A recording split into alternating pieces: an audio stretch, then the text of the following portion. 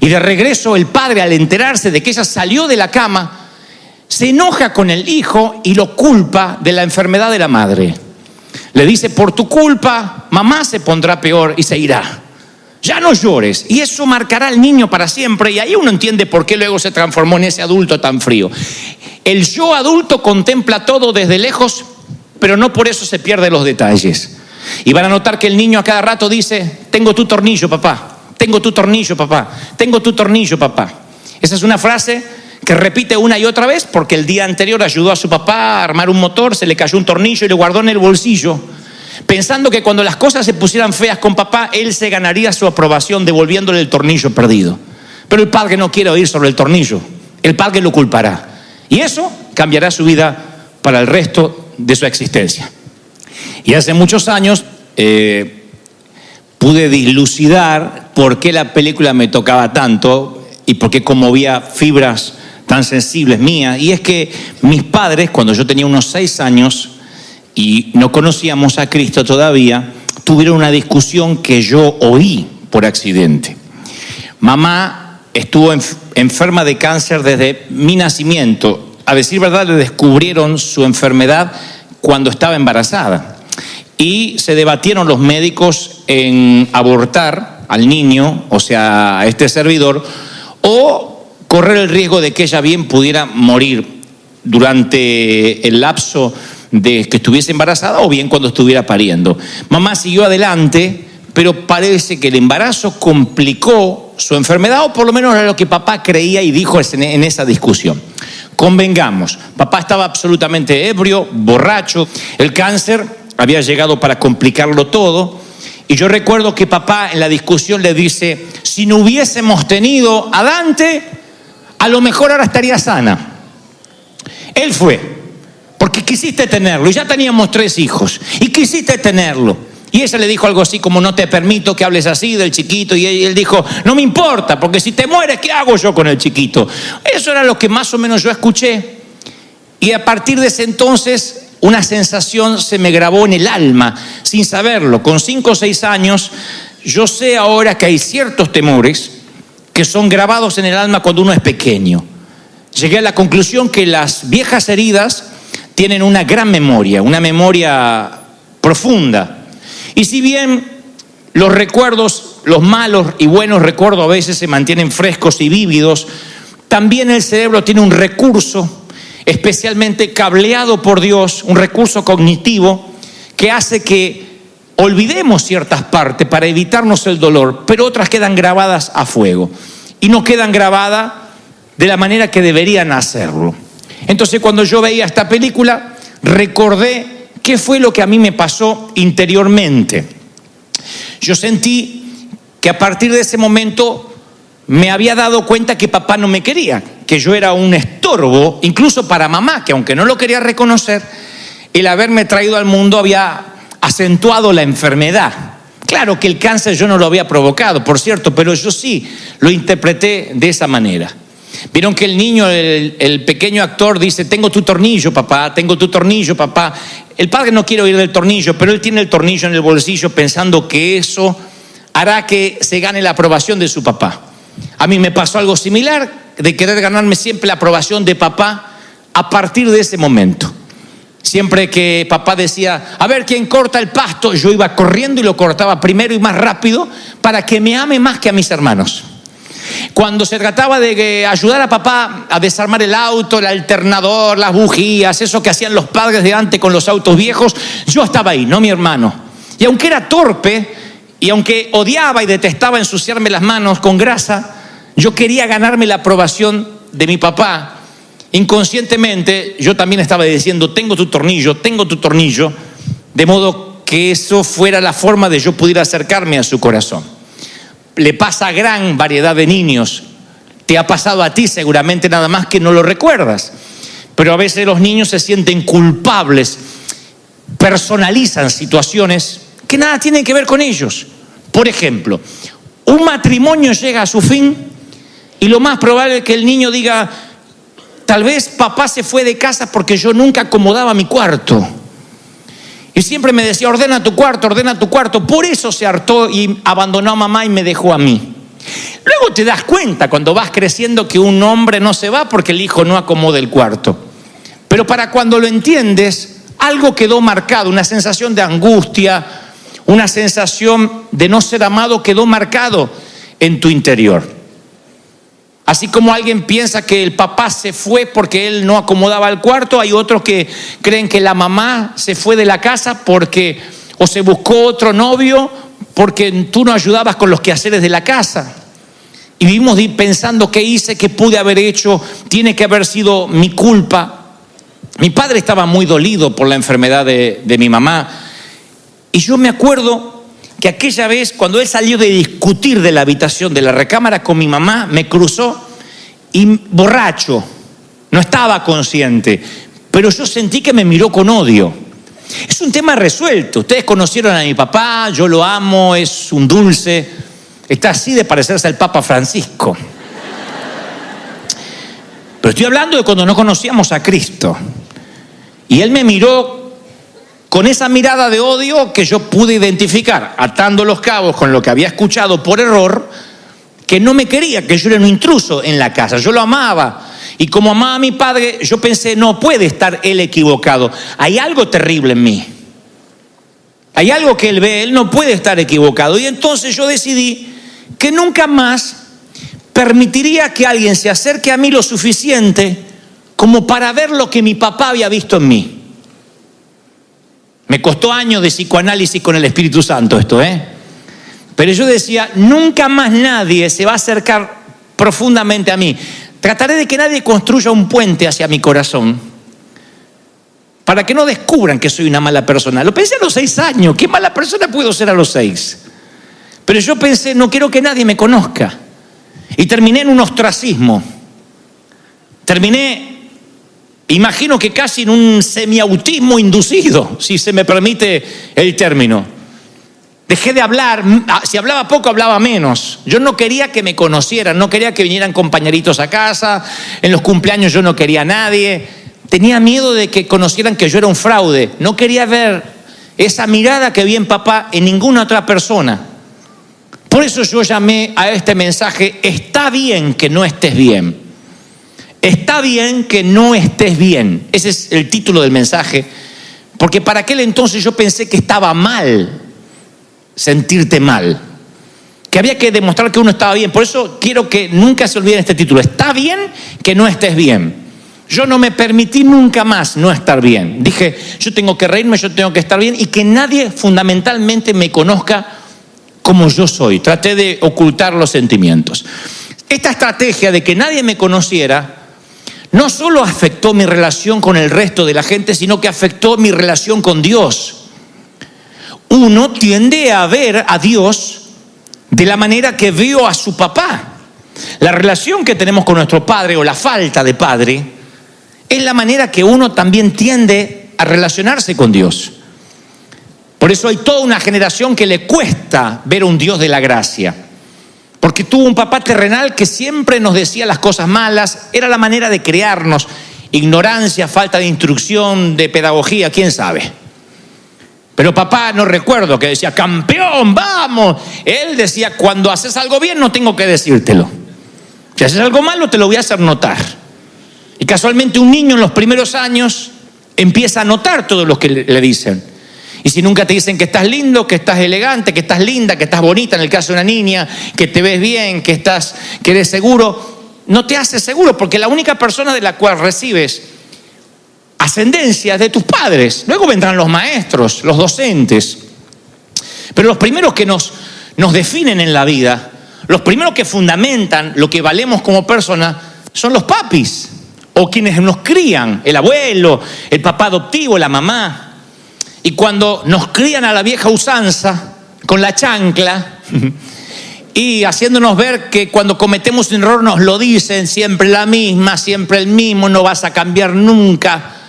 Uno cree que no va a cambiar nunca. Uno dice, mamá siempre me dijo que soy una estúpida, que soy una torpe, que yo toco todo lo que arruino, y yo creo que ella tiene razón, daño todo lo que toco.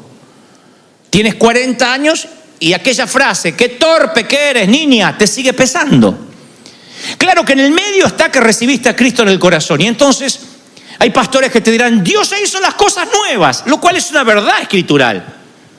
Pero a la vez no podemos desconocer la esencia de dónde venimos, cómo fuimos criados, el entorno, qué nos dijeron, qué nos faltó por decir. Y esas frases terminan determinando nuestro destino. Decimos, no, yo soy culpable de alguna forma. Pasa aún con gente adulta. Hay damas que dicen, mi esposo es un abusador, pero lo merezco. Porque yo sé que no le di lo que él quería que yo le diera. No soy la mujer a la altura de lo que él esperaba. Por eso yo me merezco el abuso, el maltrato, el desdén, la indiferencia. Y no,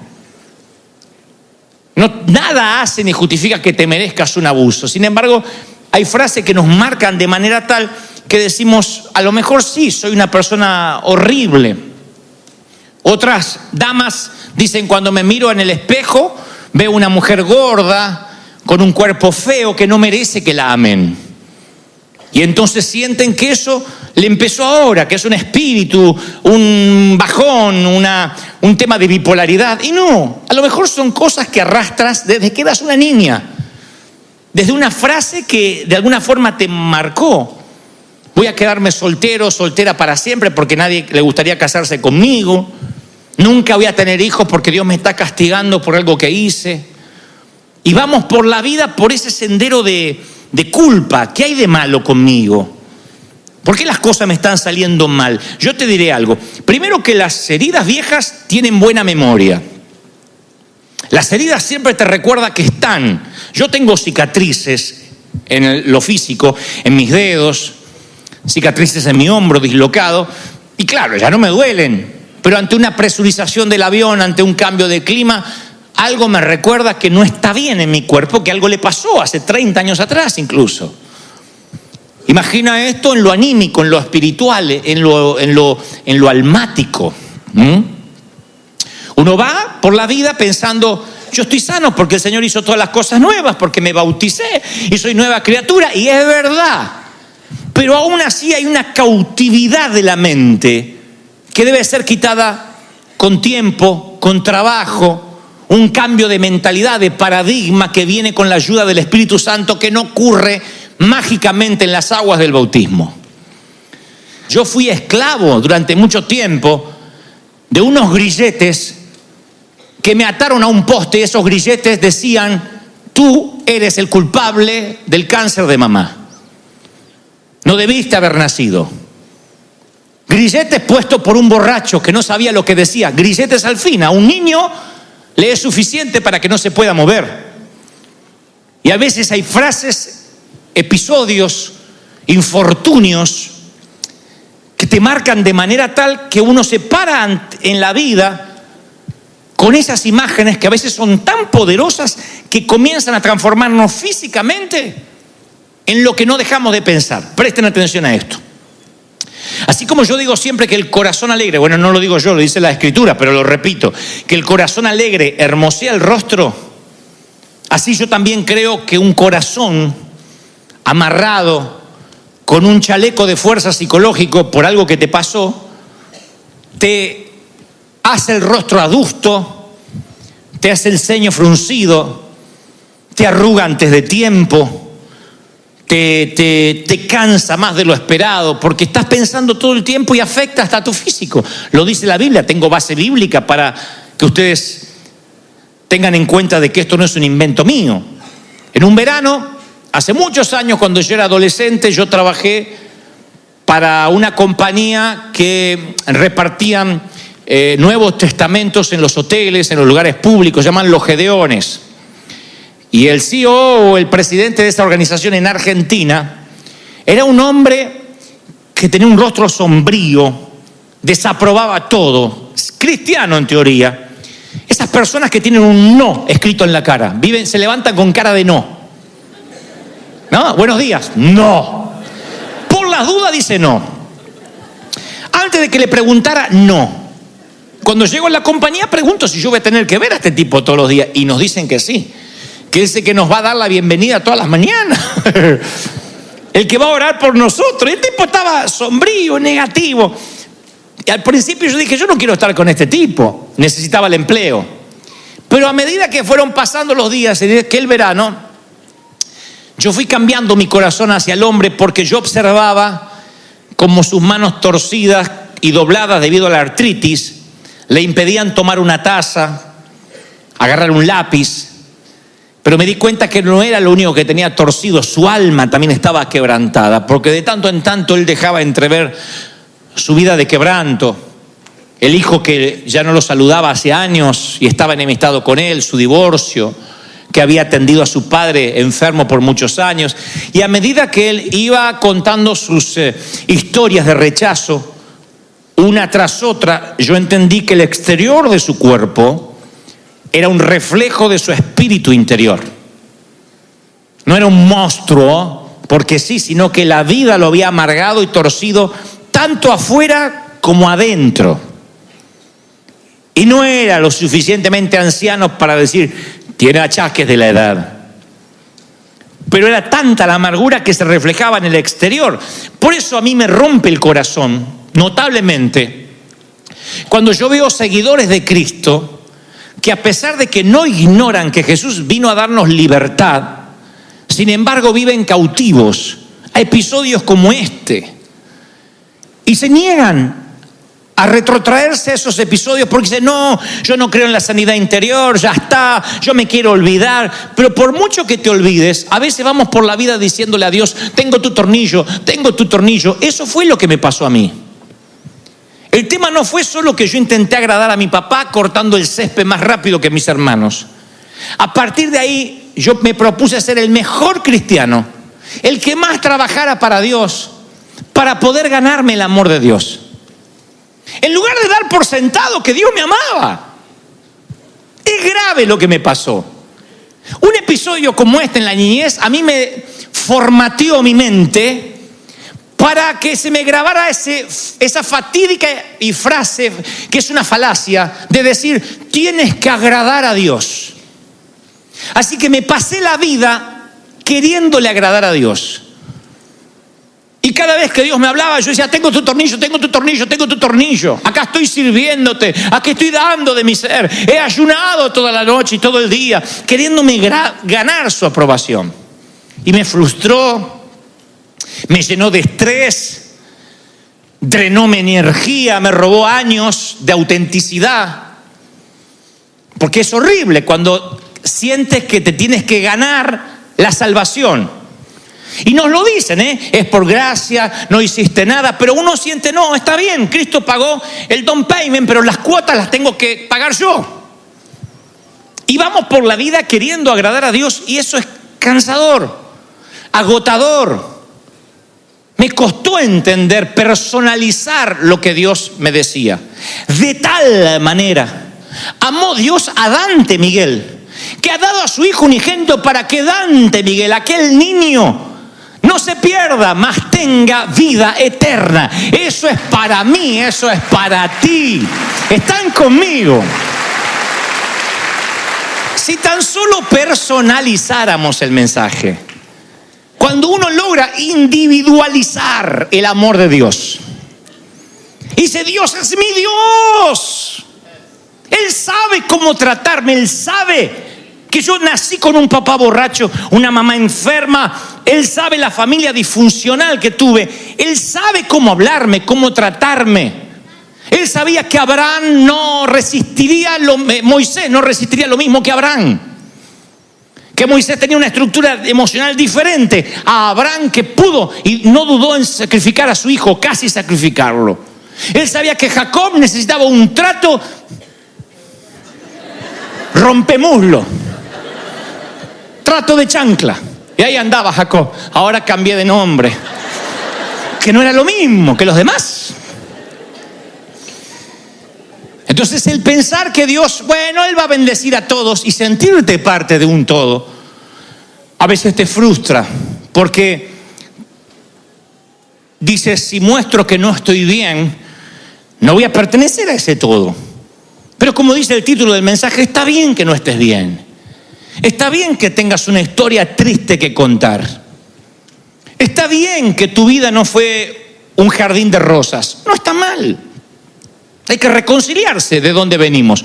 No llorar, no quedarse estancado en el pasado. Pero está bien decir, yo estoy pasando un momento triste. Eso es parte de la vida. El tema es qué hacemos cuando sentimos que le fallamos a Dios, que no estamos a la altura de las circunstancias, nos sentimos culpables. A mí, la relación con Dios se me hizo muy distante a partir de ese incidente en mi niñez.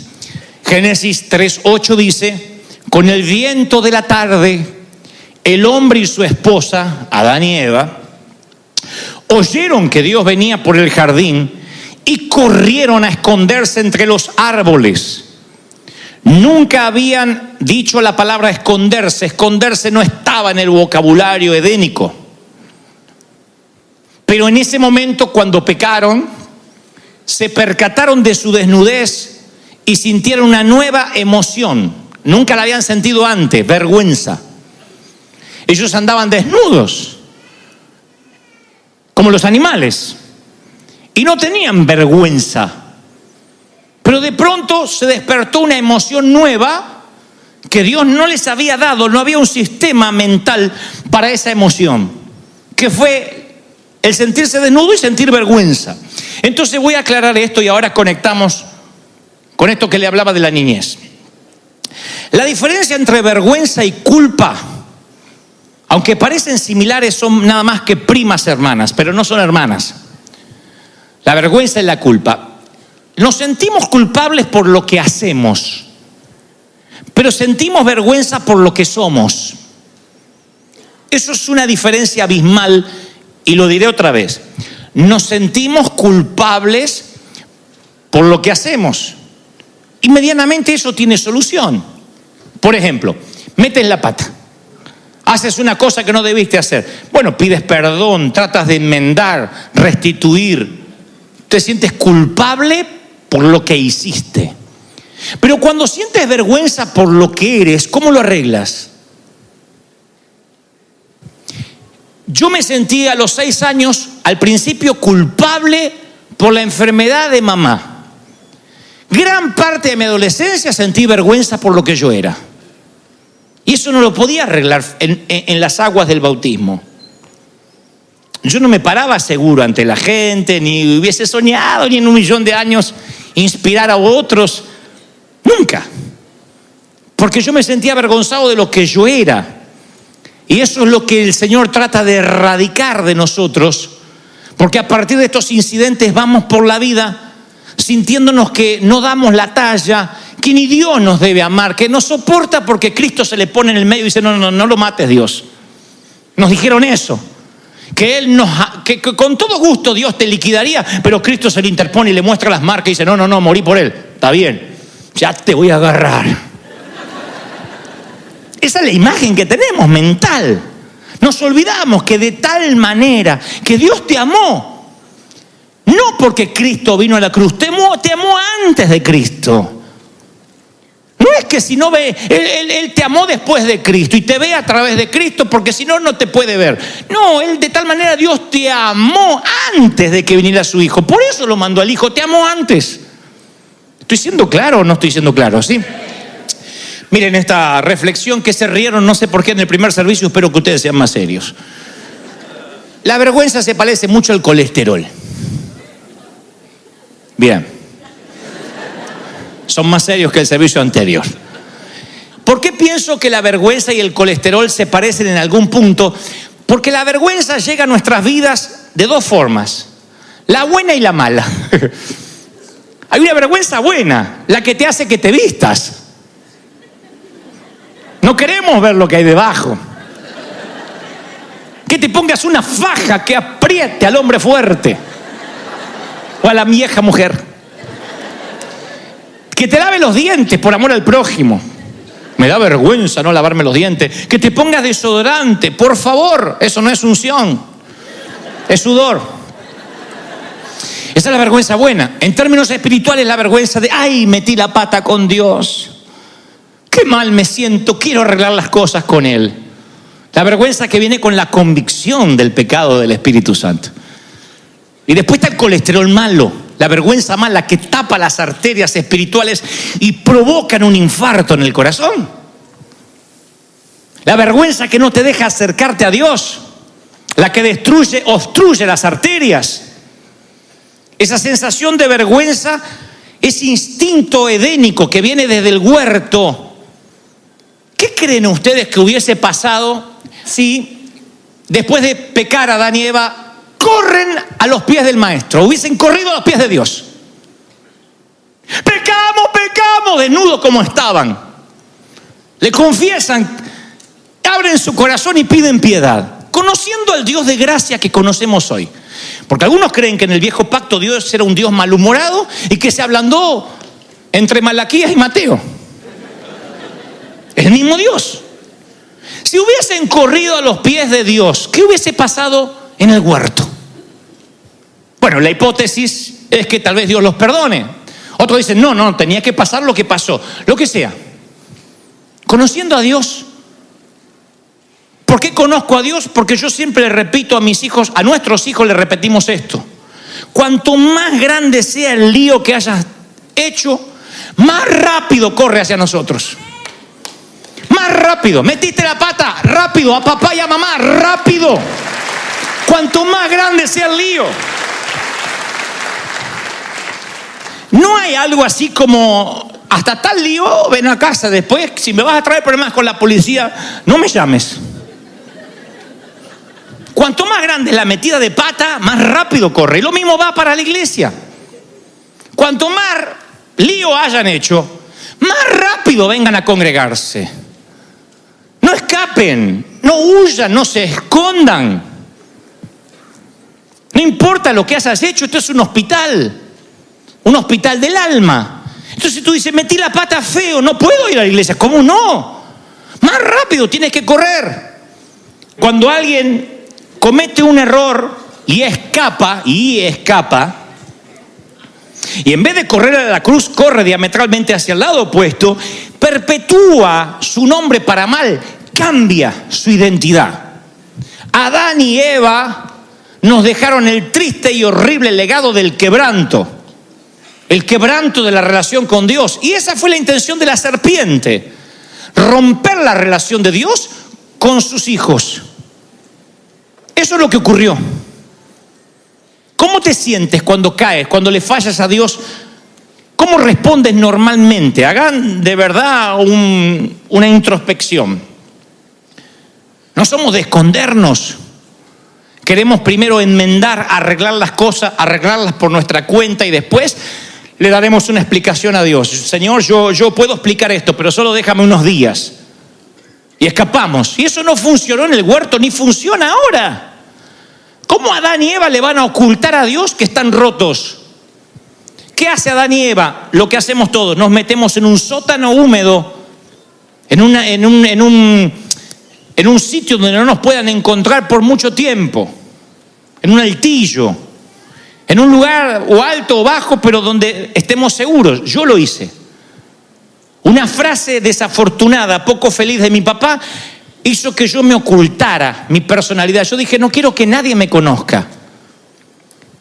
Yo voy a tratar de ocultar cómo soy porque te voy a defraudar. Todos tenemos nuestros escondites y sótanos preferidos. Hay de los que se esconden tras la comida, porque dicen es lo único que puedo controlar o no. Y entonces, ya sean obesos o bulímicos y anoréxicos, ellos creen que la comida es lo único que está bajo su control y ahí se esconden, tras la comida. Ya sea que la vomites o la comas con voracidad, hay de los que su escondite se llama comida. Otros, los más comunes, se esconden tras las cosas. Tú sabes, una cartera más, un par de zapatos más, un vestido más y estaré satisfecho o satisfecha. Y luego, claro, el escondite otra vez te deja ver. No hay zapatos, no hay traje que pueda ocultar el quebranto ni el dolor. Siguen siendo los mismos árboles que torpemente trataron de ocultar a Adán y a Eva. Otros se esconden tras las relaciones afectivas y van de pareja en pareja, diciendo ninguna pareja me satisface, ninguna me da lo que yo necesito. Y no te la pueden dar porque el problema viaja contigo. No hay una persona perfecta para ti, por una sencilla razón: tú no eres perfecto. Si alguien busca una iglesia perfecta, no la encontrará, porque si la encuentras, tú la echarías a perder. Yo la echaría a perder. ¿Cómo voy a buscar la perfección cuando yo no la puedo ofrecer? Pero así somos. Y nos escondemos tras relaciones afectivas y andamos de pareja en pareja, en cama, de relación en relación, pensando: esta sí me hará feliz. Si es un escondite, no te hará feliz. Tarde o temprano se verá que estás roto o rota. Otros se esconden tras el ministerio. Ese fue mi escondite favorito, el ministerio. Debo confesarte que por muchos años yo me escondí tras el ministerio. Yo siempre pensé que si yo oraba por ti, si yo te bendecía, si yo te inspiraba a ti o a quien Dios me pusiera delante, yo podía tapar mi yo real. Y de alguna manera era como cortar el césped más rápido que mis hermanos para que Dios me amara. Tengo tu tornillo, tengo tu tornillo, tengo tu tornillo, tengo tu tornillo. Sentía que de esa manera yo me ganaba la aprobación de Dios, que si yo compartía el amor de Dios contigo, de alguna forma yo estaba oculto. Y por supuesto, yo nunca dejaba que tú me conocieras porque temía que dijeras: tu padre tenía razón, eres un fraude. Y me oculté. Tras el servicio a Dios, tras hacer mucho, tras llenar la agenda, hubo momentos de mi vida que viajaba toda la semana. Y el tema era llegar y predicar e irme rápido. Y quienes no me conocían decían: qué petulante este tipo, no saluda a la gente. Pero era el temor a que me conocieran.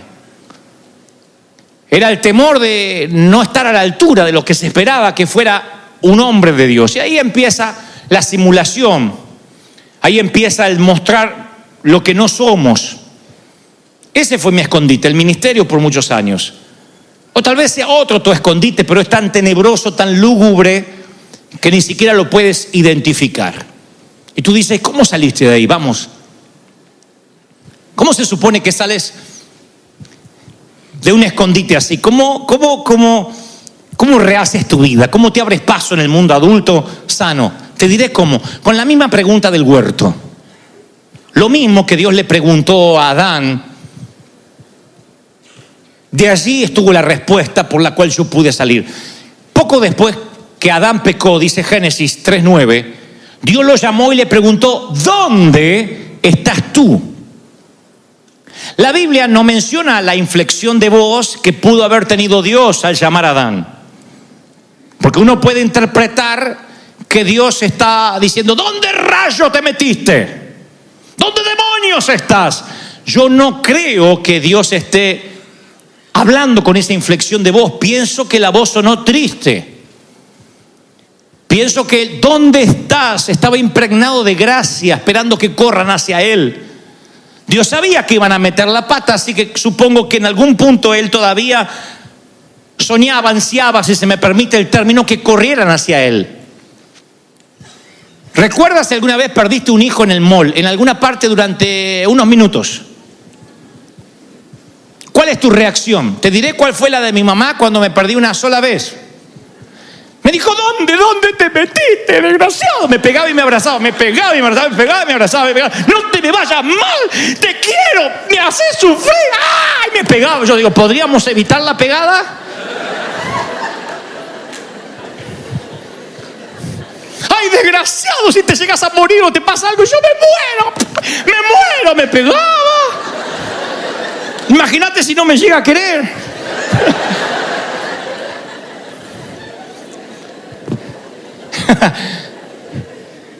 Aquí Dios no les quería pegar, porque a diferencia de mamá, que no tenía la menor idea dónde yo estaba, Él sí sabía dónde estaba. Pero les hace una pregunta retórica.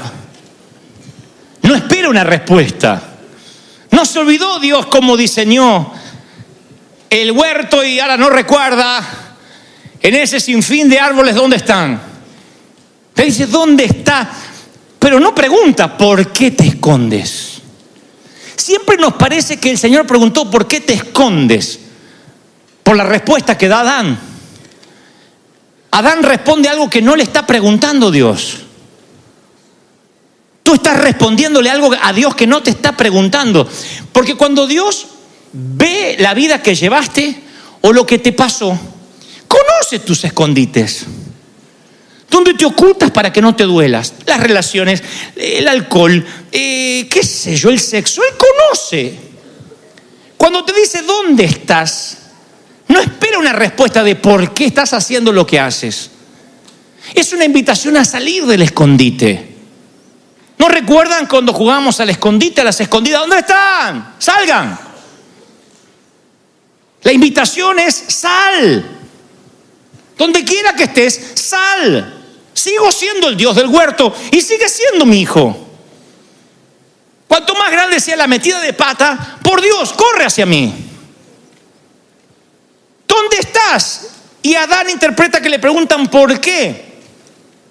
Le está preguntando ¿dónde? Y es muy revelador lo que contesta Adán.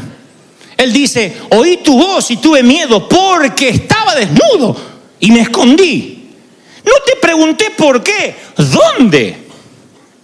La pregunta sigue hoy firme. ¿Dónde te escondes? Sal. No, pero yo, lo que pasa es que de pequeño me abandonaron. No me digas el por qué. Yo estuve ahí, dice el Señor. Yo te vi, conozco tu sufrir. ¿Dónde? No, pero te voy a explicar el por qué. ¿Dónde? No el por qué.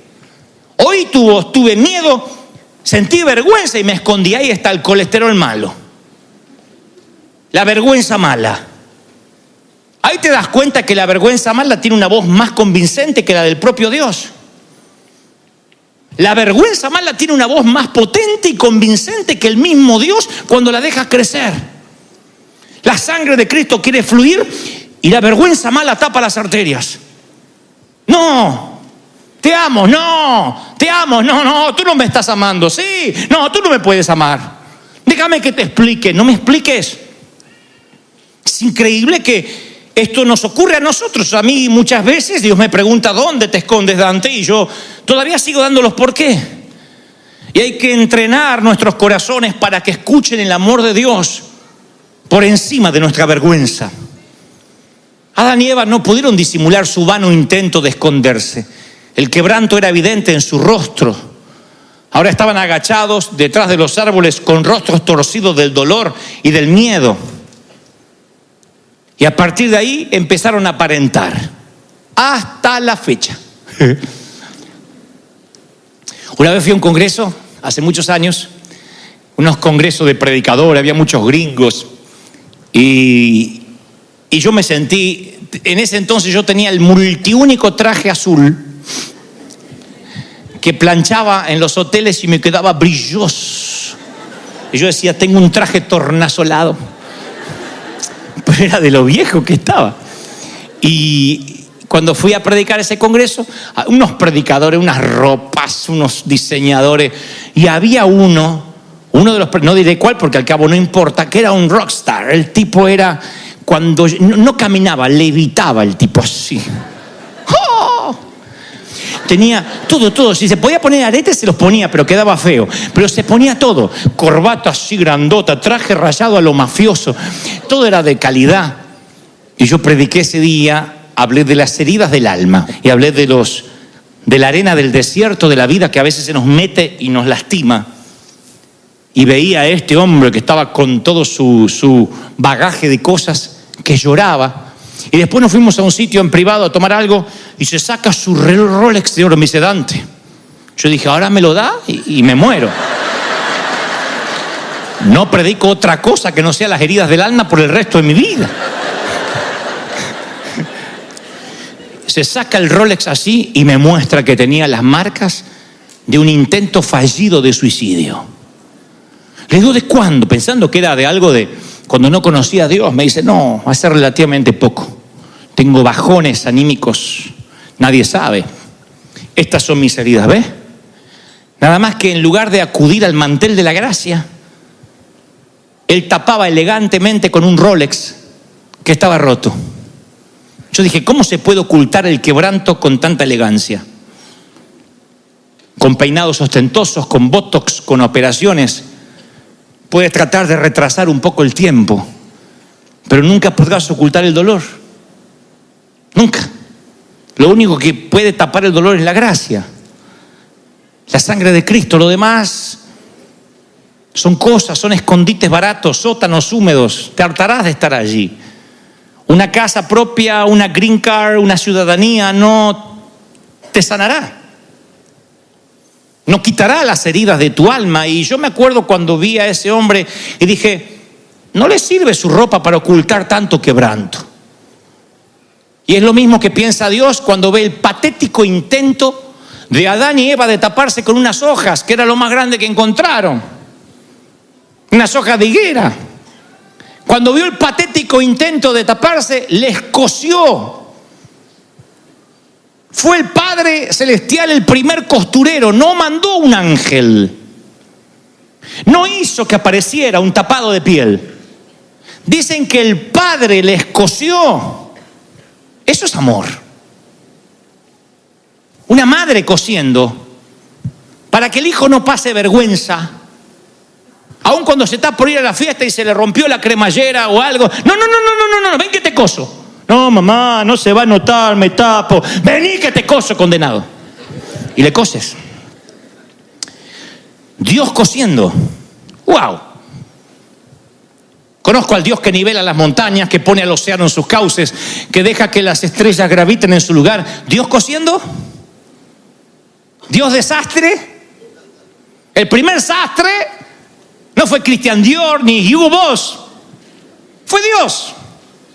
Y les cosió túnicas de pieles y los vistió. ¿Pieles? ¿De dónde sacaría pieles si ellos tenían que... no podían matar? No había una orden de Dios que mataran las vacas antes del pecado, por ejemplo. ¿Dónde sacaría las pieles?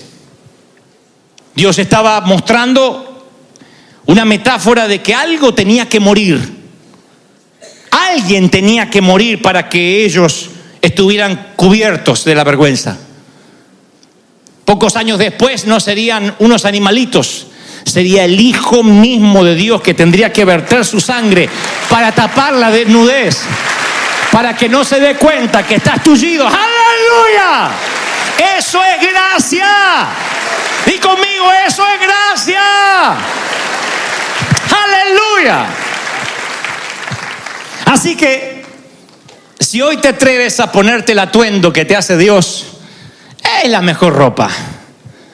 Te hace ver como príncipe. Recuerda, nunca es la culpa a nadie. Si pierde, muere con honorabilidad. Si gana, gana con honores también. Pero nunca le asigna la responsabilidad de lo que le pase a nadie más. Asume todo lo que va a hacer porque ellos saben que esa es la vida que han escogido. La leyenda del samurái es que nunca pueden ser derrotados porque pase lo que pase es lo que eligieron para su destino. De allí que a mí se me disparó, bueno, el Espíritu Santo me disparó este mensaje que me pareció extraordinario.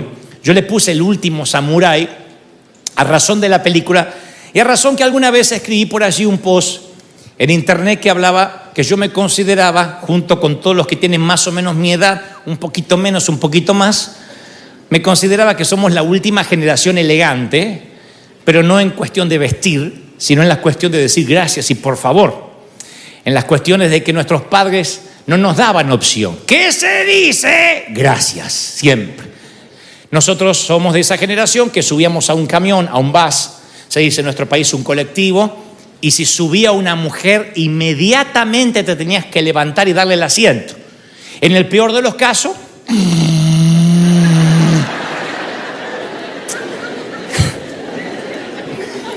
bueno, por eso de ahí yo hice un post de que éramos la última generación elegante. Entonces, en esa línea de pensamiento yo pensé que a lo mejor nosotros somos la última generación, hablo como iglesia, la última generación de samuráis, la última generación de guerreros que a lo mejor pueden compartir estos códigos, o por lo menos el más importante, nunca adjudicamos la culpa a nadie. Y esa es la mejor mayordomía que nos fue asignada. Porque muchos sin querer cedemos la propiedad de nuestras vidas a la esclavitud de otro. O sea que hay personas que a lo mejor se casan con alguien porque la mamá le dijo que era un buen partido. Cásate con ese muchacho que es trabajador y viste qué bueno que es, no mata una mosca, es noble. Claro, pero después no es tu vieja la que se va a acostar con el muchacho, eres tú que te lo tienes que aguantar.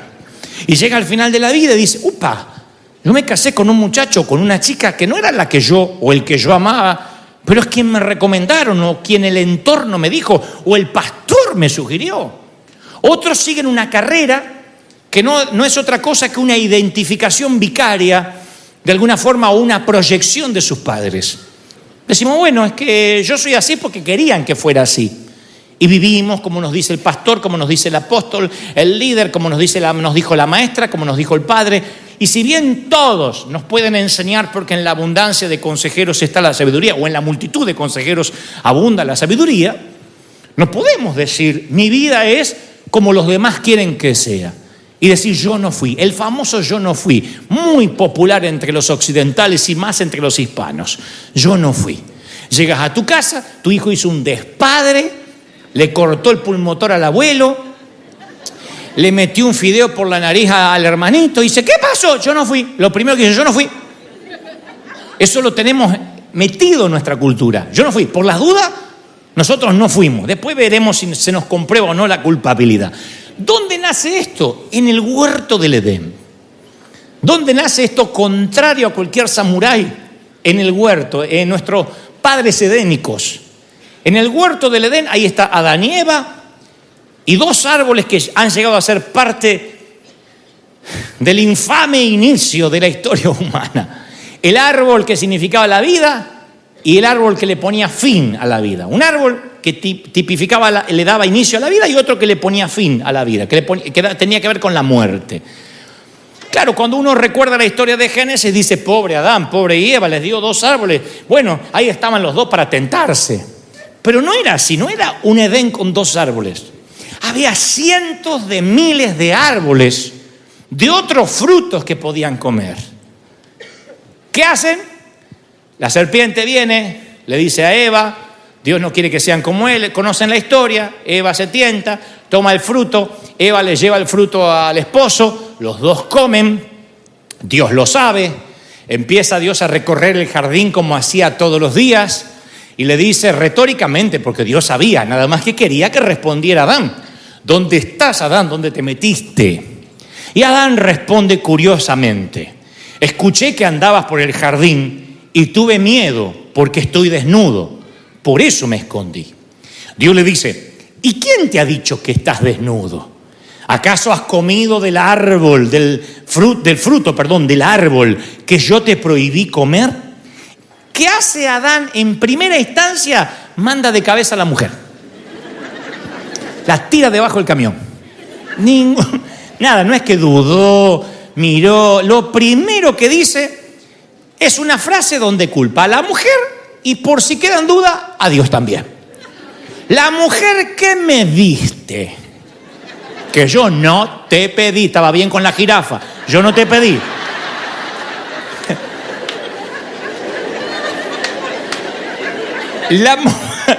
La mujer que me diste por compañera me dio el fruto. Lo primero que dice.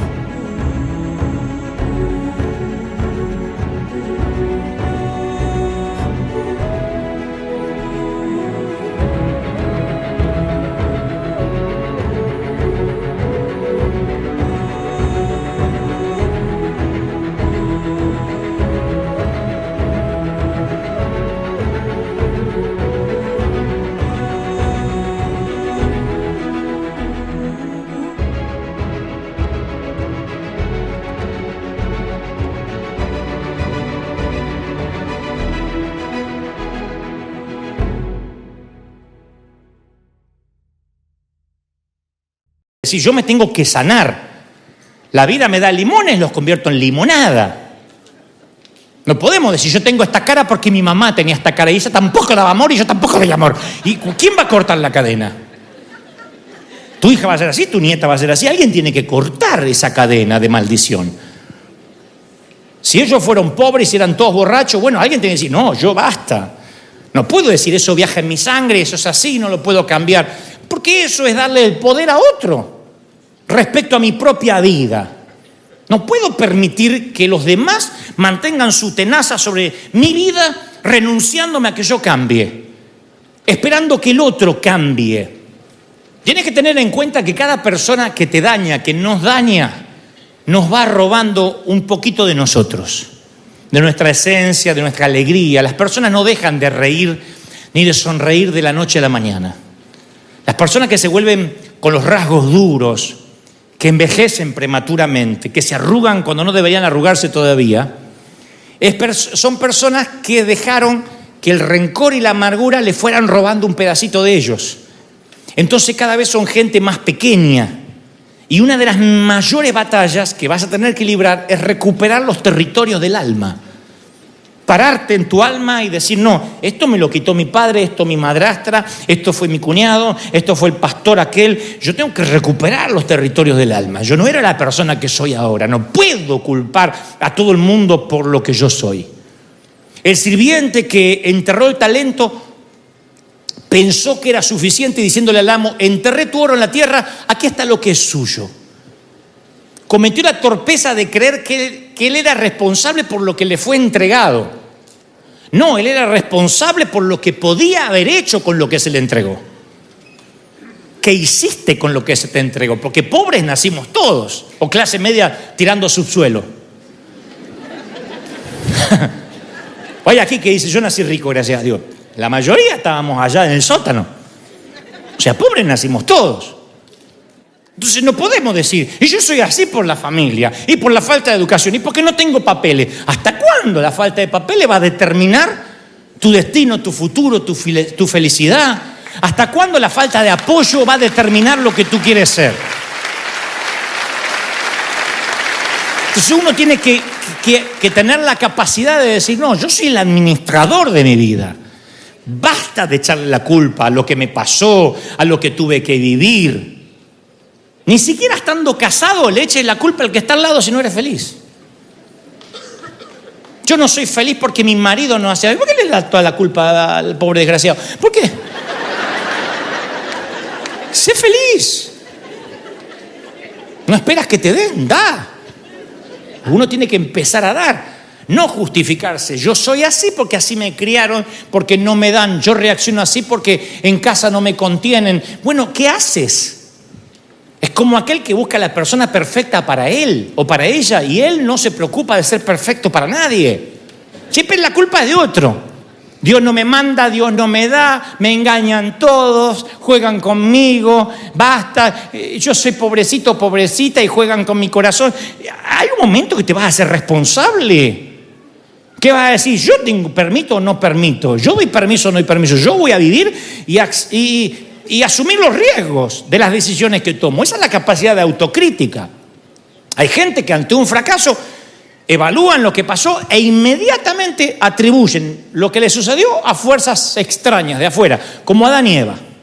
No sé, yo no fui. La gerencia, el clima, el lugar, el pastor, la gente. Y hay otros que están en el otro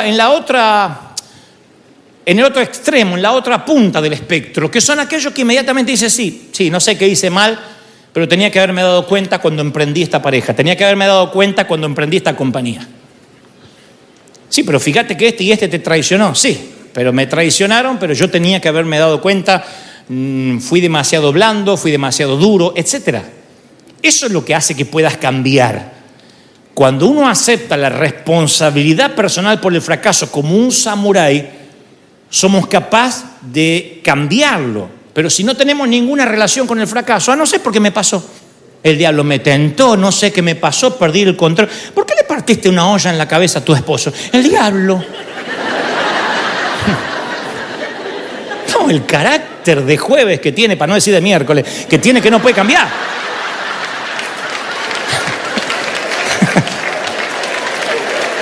Que no. ¿Qué diablo?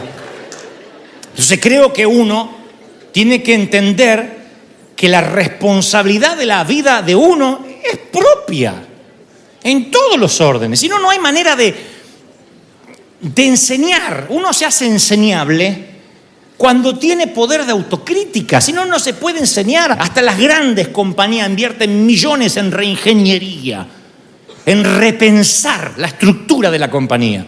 Millones invierten. A ver cómo reinventamos la manera de hacer películas, la manera de hacer soda. Hasta la Coca-Cola se reinventa para ver cómo puede seguir llegando con su producto a las nuevas generaciones. Nosotros a veces nos volvemos intransigentes y decimos, no, culpa a los demás.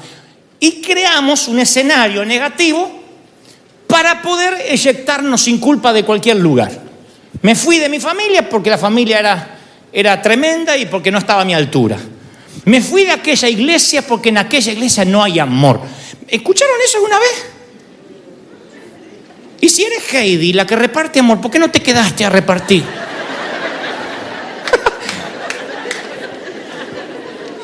Uno se tiene que hacer responsable del futuro, no echar la culpa a cómo nos criaron, a la iglesia donde estamos, a lo que nos obligaron a hacer, porque la vida es una sola y para asumir los riesgos uno tiene que saber que en la ecuación va a estar el fracaso.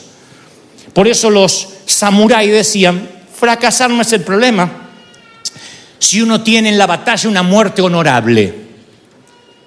Entonces, si vas a emprender cosas para Dios, el fracaso va a ocurrir. Vamos a fracasar muchas veces como padres, vamos a fracasar como esposos, vamos a fracasar como miembros, voy a fracasar como pastor. En muchas cosas yo me voy a equivocar y ustedes también. Eso es parte de la vida. Lo que yo intento decir con este mensaje, o Dios nos intenta decir, es de ese fracaso, no lo culpes al otro, al entorno, al pastor, a tus padres, a tus hijos, a tu ex. Déjalos ir y diles, a ver, ¿en qué me equivoqué? Voy a reflexionar para no tropezar con la misma piedra la próxima vez, aun cuando las heridas hayan sido heredadas. Porque no hay peor cosa que estar ante un montón de gente que no reconoce su responsabilidad y te dice, no, yo no fui. Yo pienso que lo mejor que nos puede pasar en la vida es en algún momento encontrarnos con ese adulto responsable y dejar atrás el niño. Pablo dijo, cuando yo era niño pensaba como niño, actuaba como niño, juzgaba como niño, mas cuando fui hombre dejé las cosas de niño. No dicen, se me fueron, las tuve que dejar. Es de automático a manual, es una decisión, es una vida intencional. Es decir, yo soy un adulto responsable por las cosas buenas, por las decisiones, por las cosas que hice, y me voy a hacer cargo de las consecuencias. Dejar de culpar a Satanás por las cosas malas que nos pasan. En muchas cosas Satanás mete su mano, la mayoría no. Tienen que ver con decisiones nuestras, con consecuencias, con riesgos. Y la vida se compone de riesgos, se compone de cosas pesadas para llevar según el viaje que quieres emprender. Y eso es parte de entender. Entender eso te pone saludable en la mente. Decir, bueno, esto es lo que yo esperaba. Pero no puedes pretender tener un granero y que no se ensucie. Criar animales y que no defequen. Tener hijos y que no lloren, que no se enfermen, no correr nunca a un hospital. Es increíble pensar que esa es la vida que Dios te va a prometer. La felicidad absoluta, nadar entre las mariposas, volar entre las mariposas, nadar en un océano de paz. No, la vida es compleja. Pero esa